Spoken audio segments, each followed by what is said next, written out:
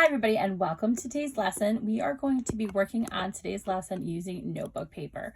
Oh, sorry, I'm going to have a little bit of a glitch there. Let's slide that over so I have some light.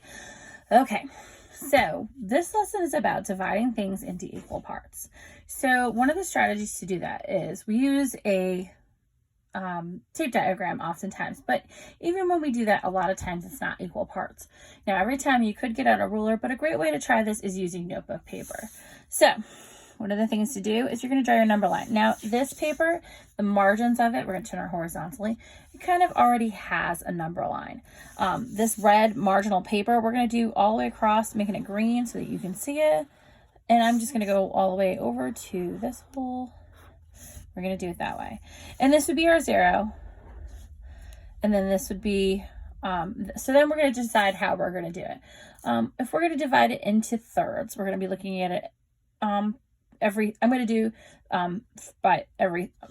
thirds. So my unit fraction, I'm dealing with a third. So I'm going to think of it as 1, 2, and that's 1/3 right here. So that would be 1/3.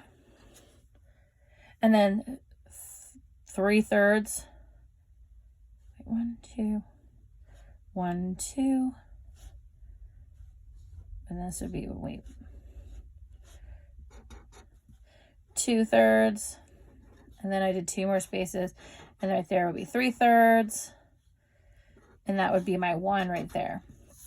So using notebook paper is a great way to make sure that your fractions are nice and even. So if I made this into a fraction bar and I said, okay, let's look at this really quick. This is 1/3 of my line. All right.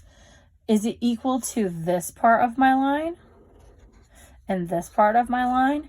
Well, we can figure that out by counting the spaces in between. 1, 2, 3, 1, 2, 3, 1, 2, 3. So if you're really struggling with how to line up your fractions, this is a great way to do it.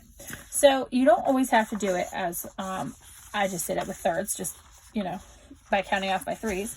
But I'm going to do this one a little differently. I'm going to do this one.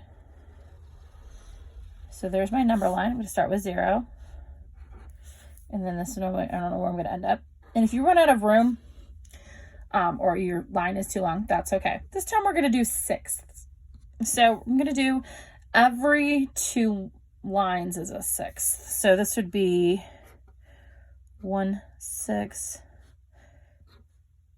2, 6. Oops, did it backwards. 2, 6, 3, 6, 4, 6, 5, 6.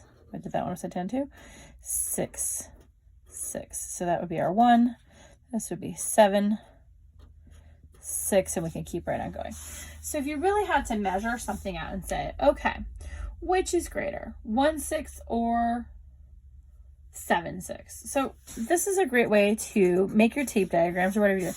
There's my 1/6, all the way over here is 7/6. And we know that everything is equally divided off to make it even.